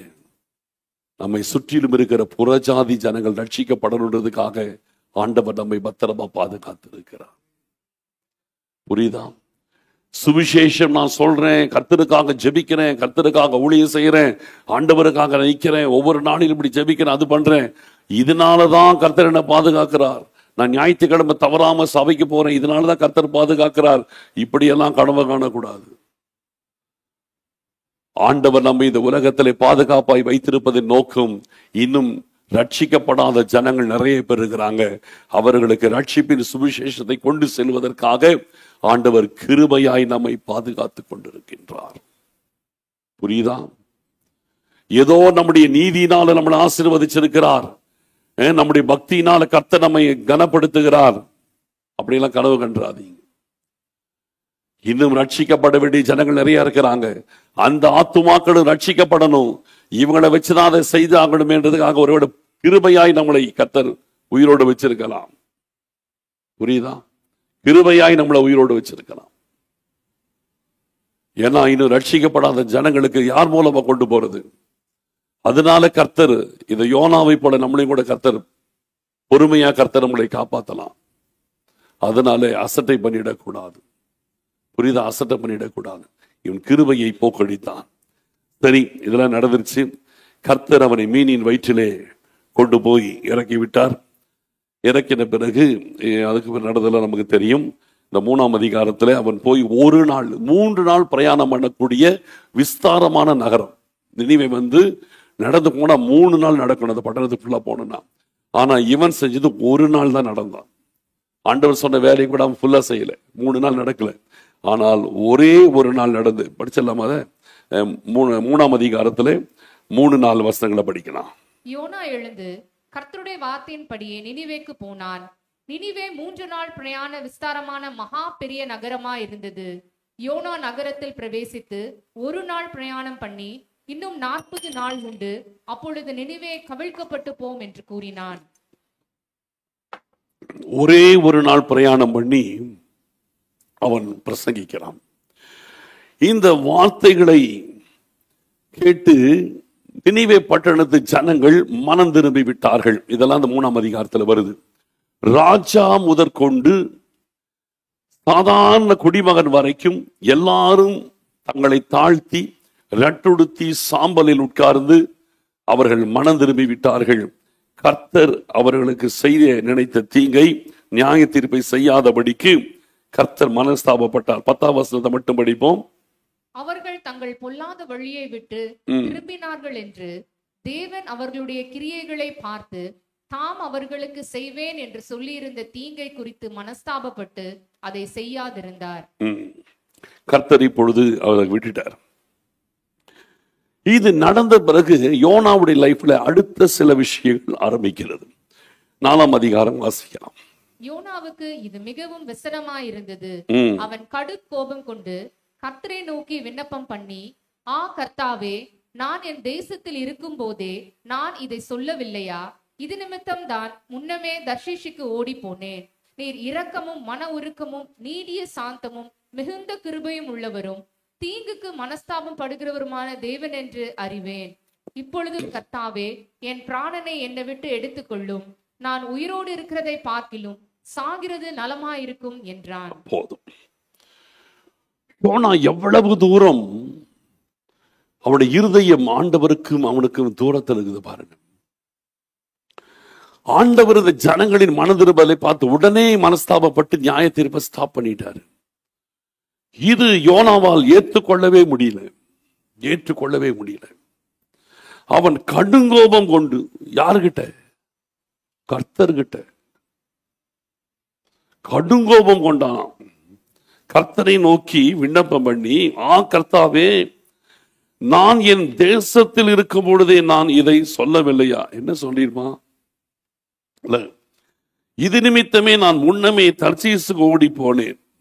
நீர் இரக்கமும் மன உருக்கமும் நீடிய சாந்தமும் மிகுந்த கிருபையும் உள்ளவரும் தீங்குக்கு மனஸ்தாபப்படுகிறவருமாகிய தேவன் என்று அறிவேன் என்று சொல்லிவிட்டு, கர்த்தாவை, என் பிராணனை என்னை விட்டு எடுத்துக்கொள்ளும். நான் உயிரோடு இருக்கிறதை பார்க்கிலும் சாகிறது நலம்ங்கிறான். அந்த அளவுக்கு இவன் மன உளைச்சல். ஆண்டவரை எதிர்த்து பேசுகிறான், ஆண்டவர்கிட்டயே பொய்ய பேசுறான். இதைத்தான் ஆரம்பத்திலேயே சொன்னேன். நீங்க இரக்கமுள்ளவர் மனசு இறங்கிடுவீங்க. எவ்வளவு பெரிய அப்பட்டமான பொய் நமக்கே தெரியுது. இவன் போகாதிருந்ததற்கு காரணம் இவன் ஒரு எபிரை என்கிறதா காரணம். அதனால தெய்வம் போல. ஆனா கடைசியில சொல்றான், நீங்க மனஸ்தாபப்பட்டு மனசை மாத்திடுவீங்க. கடைசியில் நான் சொன்னது நடக்காம போயிடும். இதனாலதான் நான் வராம இருக்கு நினைச்சேன். இப்ப நீங்க மனசு திரும்பிட்டீங்களே, அவங்களை விட்டுட்டீங்களே. நான் சொன்னது போலவே 40 நாட்கள் இவங்க அழிஞ்சிருந்தா எனக்கு நல்லா இருந்திருக்கும். ஆனா நான் சொன்னது போல நடக்காமல் இவங்களை நீங்க விட்டுட்டீங்களே அப்படின்னு இவன் சாகணும்னு நினைக்கிறான். பொய்யான மாயை 2.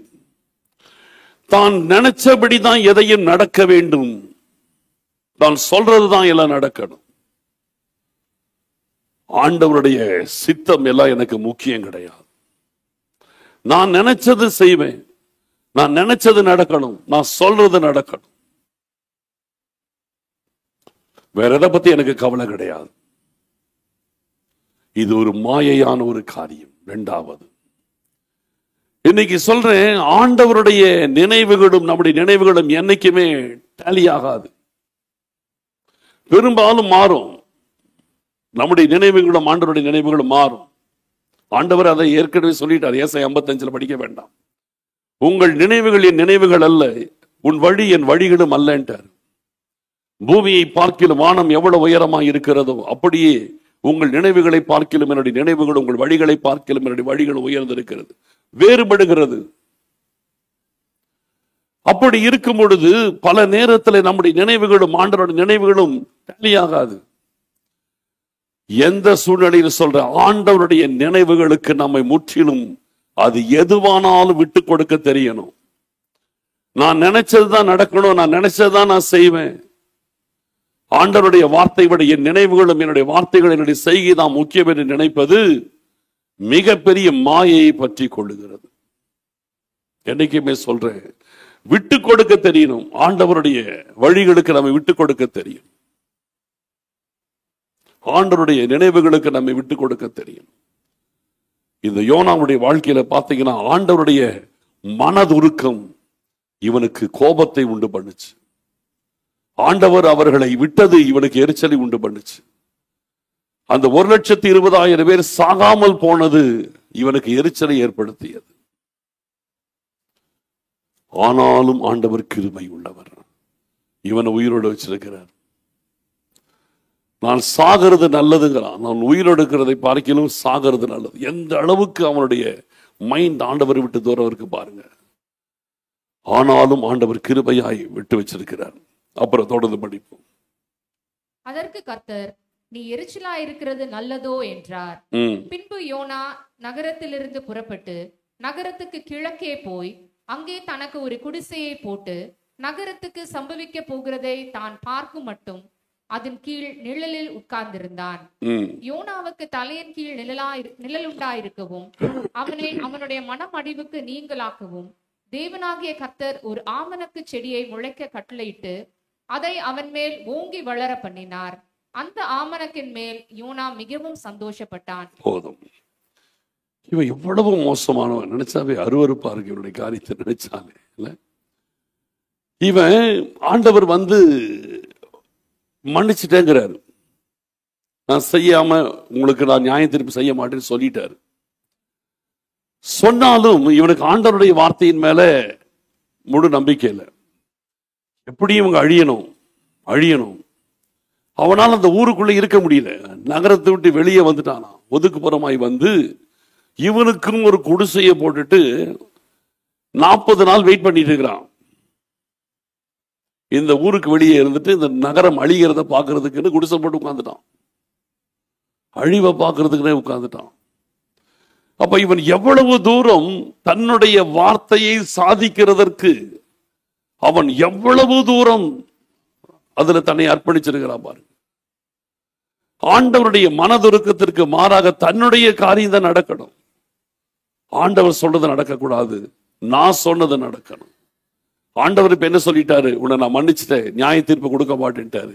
ஆண்டவர் சொன்னது நடக்கக்கூடாது, நான் சொன்னதுதான் நடக்கணும். நான் என்ன சொன்னேன், 40 நாள் அழின்னு சொன்னேன், நான் சொன்னதுதான் நடக்கணும். அப்ப இந்த இடத்துல பார்க்கும்போது ஆண்டவர் சொன்னதல்ல, நான் சொன்னது நடக்கணும் என்கிறது இவ்வளவு தூரம் வெறித்தனமா இருக்கு. ஆனாலும் இத அடுத்த வசனத்தை படிக்கும் போதுதான் கர்த்தருடைய கிருபையின் உச்சத்தை பார்க்க முடியுது பாருங்க. பின்பு யோனா 6ஆம் வசனத்துல, யோனாவின் தலையின் மேல் நிழல் உண்டாயிருக்கவும் அவனை அவனுடைய மனமடிவுக்கு நீங்களாக்கவும் தேவனாகிய கர்த்தர் ஒரு ஆமணக்கு செடியை முளைக்க கட்டளையிட்டு அதை அவன் தலையின் மேல் ஓங்கி வளர பண்ணினார். அந்த ஆமணக்கு நிமித்தம் யோனாவுக்கு மிகவும் சந்தோஷப்பட்டான். இப்ப யோசிச்சு பாருங்க, இவ்வளவு மோசமானவனுக்கு கர்த்தர் ஷேடோவை ஏற்படுத்தி கொடுக்கிறார். இல்ல, இவன் ஒரு சின்ன குடிசையை போட்டிருக்கிறான். அந்த குடிசையில கூட ஹீட்டா இருந்திருக்கும்னு நினைக்கிறேன். அந்த குடிசையில வெப்பம் தெரியாதபடிக்கு அதுக்கு மேல ஒரு செடியை வேற கர்த்தரை வளர விட்டு கூலா இருக்கிறதுக்கு கர்த்தர் பண்ணி கொடுக்கிறார். இந்த யோனாவுக்கு அந்த குடிசையில கூட வெயில் வரக்கூடாதுன்றதுக்கு அதுக்கு மேல ஒரு செடியை வளர விட்டாரு. வளர விட்டு இப்போ அந்த குடிசை ரொம்ப கூல் ஆயிடுச்சு. ஆண்டவர் ஏசி பண்ணி கொடுக்கிறாரு அவன் குடிசைக்கு. அந்த குடிசையில கூட வெப்பமா இருக்குன்னு சொல்லிட்டு அதுக்கு கூட கர்த்தர் ஒரு செடியை ஏற்படுத்தி ஏசி போட்டு கொடுத்த மாதிரி போட்டு கொடுக்கிறாரு. யாருக்கெல்லாம் ஆண்டவர் எதெல்லாம் செய்யறாரு பாருங்க. இவன் யாரு, கர்த்தர் மேல கோவப்பட்டு தன் வார்த்தை நிறைவேறணும்னு கர்த்தர்கிட்டயே எரிச்சலா இருக்கிறவன், கர்த்தர் மேல எரிச்சலா இருக்கிறவன், அவனுக்கே கர்த்தர் இப்படி செய்து கொடுக்கிறார். ஆனா ஆண்டவர் வந்து ஒண்ணு செஞ்சார்னா பாத்தீங்கன்னா, நல்லது செய்வார். ஆனா அதே நேரத்துல ஒரு பாடத்தை கர்த்தர் அதுல படிப்பிக்காமல் விடவே மாட்டார். இன்னமும் ஆண்டவர் அவன் மேல அன்பு வச்சிருக்கிறாரு. அவனுடைய மனமடிவிலிருந்து அவனை தூக்கி எடுக்கிறதுக்காக அந்த செடி விட்டானாம். ஐயோ, இவ்வளவு பேர் ரட்சிக்கப்படுறதையும் போய் செய்தி எப்படியும் சொல்லிட்டான். அதனால இவன் மனசு சோர்ந்து போகக்கூடாதுன்னு சொல்லி அதுக்காக ஒரு செடியை வச்சாரு. யோனாவுடைய மனசு ஆறுதல் படுவதற்கு கர்த்தர் வந்து இறங்கி இருக்கிறார். இவன் எரிச்சலா இருக்கிறான், ஆண்டவர் எரிச்சலை தணிவிக்கிறதற்கு ஒரு செடி உண்டாக்குறாரு. இப்ப பார்க்கும்போது ஆண்டவர் தன்னுடைய அடுத்த வேலையை ஆரம்பிக்கிறார். 7வது வசனத்தை படிப்போம். மறுநாளிலோ கிழக்கு வெளுக்கும் நேரத்தில் தேவன் ஒரு பூச்சியை கட்டளையிட்டார். அது ஆமணக்கு செடியை அரித்து போட்டது. அதனால் அது காய்ந்து போயிற்று. சூரியன் உதித்த போது தேவன் உஷ்ணமான கீழ்காற்றை கட்டளையிட்டார். அப்பொழுது வெயில் யோனாவுடைய தலையின் படுகிறதினால் அவன் சோர்ந்து போய் தனக்குள்ளே சாவை விரும்பி, நான் உயிரோடு இருக்கிறதை பார்க்கிலும் சாகிறது நலமாயிருக்கும் என்றான். அடுத்த நாள் ஒரே ஒரு பூச்சி அனுப்புறாரு, அந்த செடி அரிச்சு போட்டுருச்சு. யோனாவுடைய தலையில கொஞ்சம் வெயில் பட்டுச்சான். வெயில் போட்ட உடனே நான் சாகணுங்கிறான். ஒரு என்னத்தை சொல்றதோட வெயில் அடிச்ச உடனே நான் சாகணுங்கிறான். ஒரு வெயிலுக்கே சாகணுங்கிறான். அப்புறம் நம்மளாம் எப்போ செத்துருக்கணும், கொஞ்சம் வெயில் அடிச்சா அவன் சாகணுங்கிறான். இவன் எவ்வளவு ஒரு சுகபோக விரும்பியா இருக்கிறான் பாருங்க. இதுலதான் தெரியுது இல்ல, சுகபோக விரும்பி, இவன் சோம்பேறி, சுகபோக விரும்பி. சுகபோகமாய் வாழ்கிறவள் உயிரோடு செத்தவள்கிறார் தீமோத்தேயுக்கு பவுல் சொல்லும்போது. சுகபோக வாழ்க்கை என்பது ஒரு மாயையை பற்றி கொடுக்கிற வாழ்க்கை. புரியுதா? சுகபோகமா இருக்கணும் நினைக்கிறீங்களா? வெயில்ல இறங்கி இயேசுவுக்காக வேலை செய்யுங்கள். வெயில போன கருத்துருவீங்களா? ஏற்கனவே ரொம்ப வெள்ளையா இருக்கிற கருப்பா தான் இருக்கிறோம். இனி எங்க கருக்கிறது? சரியா? சுகபோகியாக நம்ம இருக்கக்கூடாது. அது மாயை. இந்த உலகத்திலே சுகபோக வாழ்க்கையை விரும்புகிறது மாயையை பற்றி கொள்ளுகிறது. கிறிஸ்துவுக்காக நம்முடைய சுகபோகத்தை விட்டு இறங்கணும். கிறிஸ்துவுக்காக நம்முடைய வசதியை விட்டு கொடுக்கணும். கிறிஸ்துவுக்காக நம்முடைய சுகபோக வாழ்க்கை விட்டு இறங்கணும். சிரமப்பட்டாலும் வேதனை அனுபவித்தாலும் கஷ்டங்கள் வந்தாலும் சுகபோகத்தை தாண்டி இயேசு கிறிஸ்துவுக்காக அவருடைய வார்த்தைகளை பேச வேண்டும். சுகபோகமாக வாழ்கிறவர்களை வேதம் உயிரோடு செத்தவர்கள் என்று வேதம் சொல்லுகிறது. புரியுதா? சுகபோக வாழ்க்கை ஒரு தேவ பிள்ளை என்னைக்குமே விரும்பக்கூடாது. ஆண்டவர் நமக்கு வசதி கொடுத்திருக்கலாம், சுகபோகத்தை கொடுத்திருக்கலாம், அதுல என்ஜாய் பண்ணக்கூடாது. அதில் களி கூர்ந்து நம்ம சோம்பேறிகளாய் மாறிடக்கூடாது. ஆண்டவருக்காக இறங்க வேண்டும். கொஞ்சம் வெயில் பட்ட உடனே நான் சாகிறது நல்லதுங்கிறான். சுகபோக விரும்பி. இது ஒரு பொய்யான மாயையை அவன் இருதயம் பற்றி கொண்டிருக்கிறது. சுகபோக வாழ்க்கை விரும்புகிறது என்பது ஒரு பொய்யான மாயையை பற்றி கொண்டிருக்கிற வாழ்க்கை. இதை விட்டு வெளியே வரணும். இதில் இருந்தால் தேவ கிருபை நம்மை விட்டு போய்விடும். சுகபோக வாழ்க்கை விரும்புகிறவர்கள் மேல் தேவ கிருபை அவர்களை விட்டு போய்விடும். புரிதலா? தேவ கிருபை போய்விடும். பொய்யான மாயை பற்றி கொள்ளுகிறவர்கள் தங்களுக்கு வரும் கிருபையை போக்கடிக்கிறார்கள். இப்ப அடுத்ததுதான் கடைசியா கர்த்தர் கன்க்ளூட் பண்றார். வாசிக்கலாம். அப்பொழுது தேவன் யோனாவை நோக்கி, நீ ஆமனுக்கு நிமித்தம் எரிச்சலாகிறது நல்லதோ என்றார். அதற்கு அவன், நான் மரண பரியந்தமும் எரிச்சலாய் இருக்கிறது நல்லதுதான் என்றான். அதற்கு கர்த்தர், நீ பிரயாசப்படாததும் நீ வளர்க்காததும் ஒரு ராத்திரியிலே முளைத்ததும் ஒரு ராத்திரியிலே அழித்து போனதுமான ஆமனுக்காக பரிதபிக்கிறாயே. வலது கைக்கும் இடது கைக்கும் வித்தியாசம் அறியாத 120,000 பேருக்கு அதிகமான மனுஷரும் அநேக மிருக ஜீவன்களும் இருக்கிற மகா நகரமாகிய நினிவேக்காக நான் பரிதபியாமல் இருப்பேனோ என்றார். இப்படியே முடிஞ்சிருச்சு இந்த புக்கு. யோனா மனம் திரும்பினதாகவே செய்தியே வரல. நேபுகாத்நேச்சார் கூட மனம் திரும்பின செய்தி பைபிள் இருக்குது இல்லையா? சிம்சோன் மனம் திரும்பின செய்தி இருக்குது. இவ்வளோ தூரம் ஆகாப் கூட கடைசி நேரத்தில் தன்னை தாழ்த்தினான்னு போட்டிருக்குது. ஆனால் இந்த தீர்க்கதரிசியின் புத்திரன், தேவ ராஜாக்களுக்கு கர்த்தருடைய வார்த்தையை சொல்ல மனுஷன் இப்பொழுது பொய்யான மாயையை பற்றி கொண்டதினாலே இவன் வாழ்க்கை கடைசி வரைக்கும் ஆண்டவரை விட்டு விலகியே போய்விட்டது. கிருபையை இழந்து விட்டான். ஏன்னா பொய்யான மாயை பற்றி கொண்டான். தன் இனப்பெருமை, தன் குலப்பெருமை, இதனாலே இறங்கி ஜனங்களுக்கு சுவிசேஷத்தை சொல்ல முடியவில்லை. இரண்டாவது, தன்னுடைய சுகபோக வாழ்க்கை விட்டு இறங்கி அவனால் வர முடியல. இதெல்லாம் பொய்யான மாயையாய் இருந்ததுனாலே கடைசி வரைக்கும் இவன் கர்த்தர் தம்முடைய கிருபையை கொடுத்தார், எல்லாத்தையும் அவன் போக்கடித்து விட்டான். உண்மையா சொல்றேன், பைபிள்லயே கர்த்தருக்கு எதிர்த்து பேசின மனுஷன், இப்படிப்பட்ட ஒரு மனுஷன் பைபிளை யாரையுமே பார்க்க முடியாது. நீ எரிச்சலா இருக்கிறது நல்லதான்னு கேட்டா, நான் மரண பரியந்து எரிச்சலா இருக்கிறது நல்லதுங்கிற ஆண்டவரையே பார்த்து சொல்றான். இந்த மாதிரி பைபிள்ல ஒருத்தன் கூட ரிப்ளை பண்ணதில்லை ஆண்டவருக்கு. எவ்வளவு மோசமானவனும் ஆண்டவரை எதிர்த்து இப்படி பேசுறதே கிடையாது. கடைசியில் அவனுடைய வாழ்க்கை என்னாச்சுன்னே தெரியல. நிச்சயமாய் அவன் பரலோகத்திலே யோனாவை பார்க்க முடியாது. எவ்வளவு பெரிய ஒரு பரிதாபமான காரியம். ஒரே ரீசன், ஆண்டவர் எவ்வளவு கிருபையை அவனுக்கு கொடுத்தும் பொய்யான மாயையை பற்றி கொண்டதினாலே தனக்கு வந்த கிருபையை மொத்தமாய் போக்கடித்து கடைசியில் அவன் ஆத்துமாவையும் அவன் நஷ்டத்திற்கு உட்படுத்தி விட்டான். ஒருபோதும் பொய்யான மாயை பற்றி கொள்ளக்கூடாது. ஆண்டவருடைய வசனத்தை பற்றி கொள்ளுங்கள். அதுக்கு மாற்று கருத்து வார்த்தை என்னன்னா, தேவனுடைய வார்த்தையை பற்றி கொள்ளுங்கள். இந்த உலகத்தில் எதையும் பற்றி கொள்ளாதீங்க, தேவனுடைய வார்த்தையை பற்றி கொள்ளுங்கள். இப்போ பொய்யான மாயை பற்றி கொள்ளக்கூடாது. எதை பற்றி கொள்ளுது? நீங்க அடுத்த கேள்வி வரும் இல்லையா? நான் ஒரே வார்த்தை சொல்றேன், உங்க கையில் இருக்கிற பைபிள் வசனத்தை பற்றி கொள்ளுங்கள், வேதத்தை பற்றி கொள்ளுங்கள். இதில் என்ன சொல்லி இருக்கிறது அதை பற்றி கொள்ளுங்கள். இது உங்களை நித்திய ஜீவனிலே கொண்டு போய் சேர்க்கும். ஜெபிக்கலாம். ஸ்தோத்திரம். பொய்யான மாயையை பற்றி கொள்ளுகிறவர்கள் தங்களுக்கு வரும் கிருபையை போக்கடிக்கிறார்கள். இந்த வார்த்தையை சொன்ன யோனாவை போல பொய்யான மாயையை பற்றி கொண்ட ஒரு மனுஷனை பைபிளை எங்கேயுமே பார்க்க முடியாது. பொய்யான மாயையை பற்றி கொண்டு ஆண்டவர் எவ்வளவு கிருபை கொடுத்தார். நினிவேக்கு போக சொன்ன அவனை தர்சீசுக்கு போக சொன்ன பொழுது, தர்சீசுக்கு அவன் போன பொழுது ஆண்டவர் அங்கேயே அவனை அழிச்சிட்டு வேற யாராவது அனுப்பி இருக்கலாம். ஆனால் கிருபையாக சமுத்திரத்தில் ஒரு மீனை அனுப்பி கர்த்தர் பாதுகாத்து பத்திரமாய் கொண்டு போய் நினிவேவில இறக்கிவிட்டு அங்கே ஊழியம் செய்ய வைக்கிறார். ஊழியத்திலே மிகப்பெரிய வெற்றி.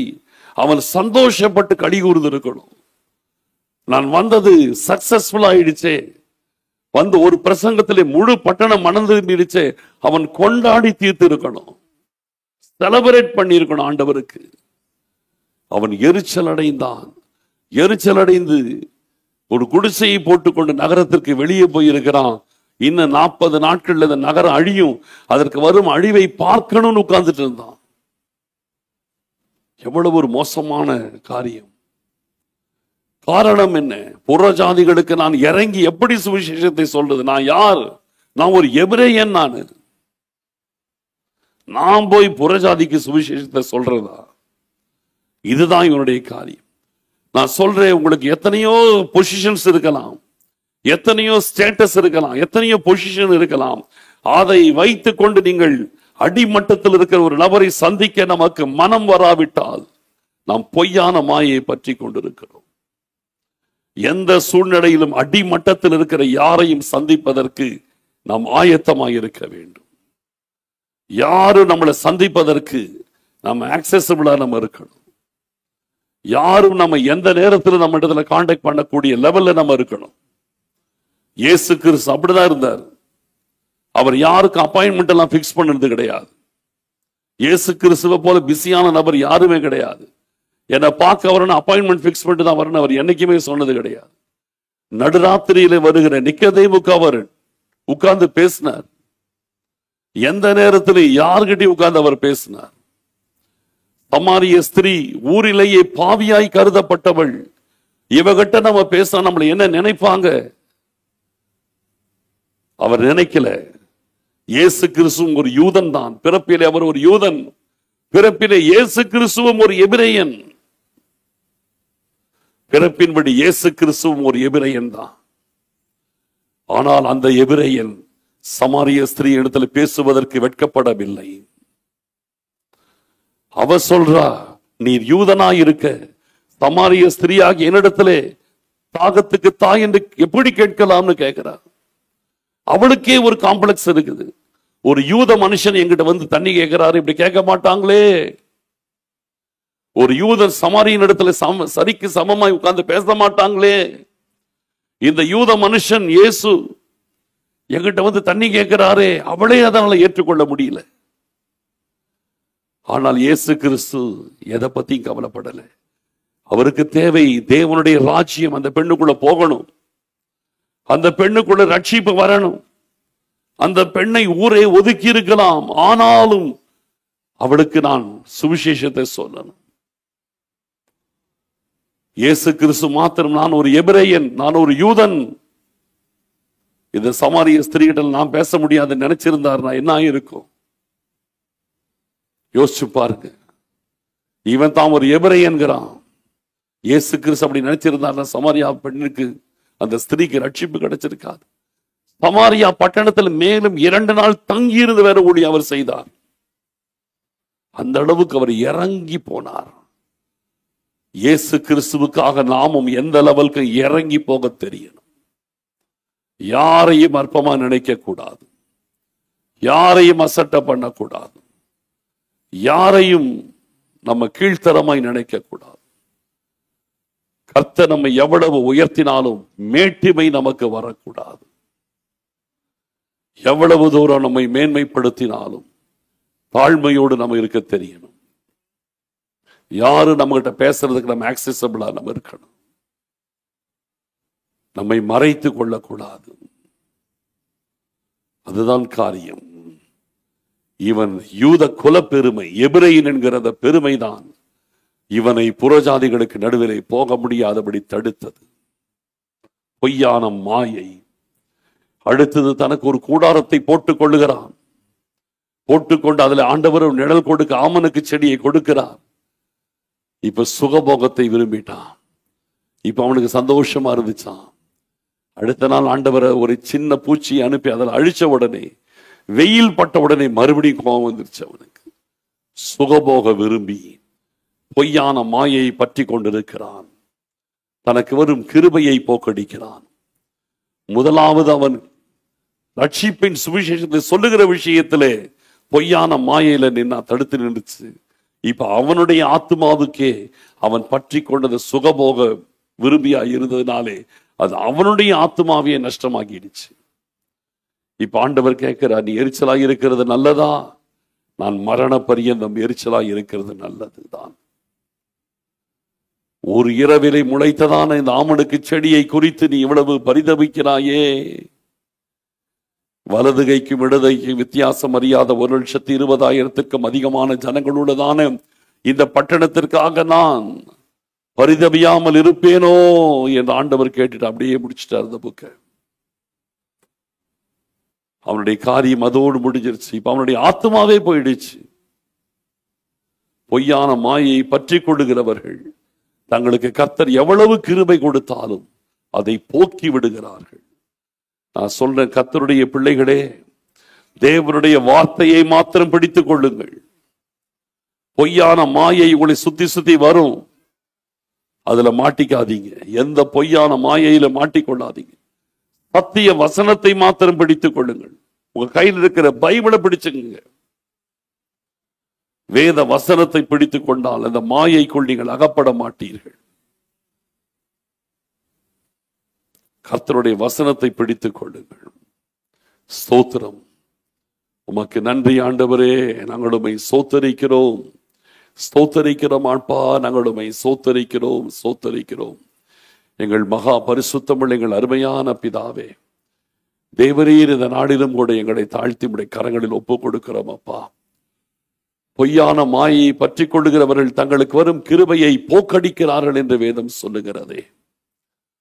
நாங்கள் ஒருபோதும் பொய்யான மாயையான எதையும் பற்றி கொள்ளாமல் உடைய வார்த்தைகளை பற்றி கொண்டு நடக்க எங்களுக்கு உதவி செய்யுங்கப்பா.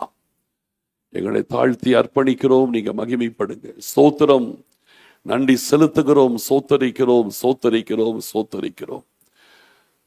எங்களை முற்றிலும் உடைய வசனத்திற்கு எங்களை ஒப்புக் கொடுக்கிறோம் அப்பா. இந்த செய்தி எங்களுக்கு எப்பொழுதும் ஒரு எச்சரிப்பை உண்டு பண்ணட்டும். எங்கள் ஆத்துமாவை காத்துக்கொள்ள எங்களை நடத்தட்டும். துதிகன மகிமை யாவும் நாங்கள் உமக்கு செலுத்துகிறோம். இயேசு கிறிஸ்துவின் மூலம் ஜெபிக்கிறோம் நல்ல பிதாவே, ஆமேன். என் ஆத்துமாவே கர்த்தரை சோத்தரி, என் முழு உள்ளமே அவருடைய பரிசுத்த நாமத்தை சோத்தரி. என் ஆத்துமாவே கர்த்தரை சோத்தரி, அவர் செய்த சகல உபகாரங்களை மறவாதே. ஆமேன். இப்பொழுது நம்முடைய ஆண்டவராகிய இயேசு கிறிஸ்துவின் கிருபையும் பிதாவாகிய தேவனுடைய அன்பும் பரிசுத்த ஆவியானவருடைய அந்யோன்ய ஐக்கியமும் இன்றும் என்றும் சதா காலங்களிலும் கர்த்தருடைய வருகை வரைக்கும் என்றென்றைக்கும் நிறைவாய் தங்கியிருப்பதாக. ஆமேன், ஆமேன். ஸ்தோத்திரம், ஸ்தோத்திரம், ஸ்தோத்திரம். Praise the Lord.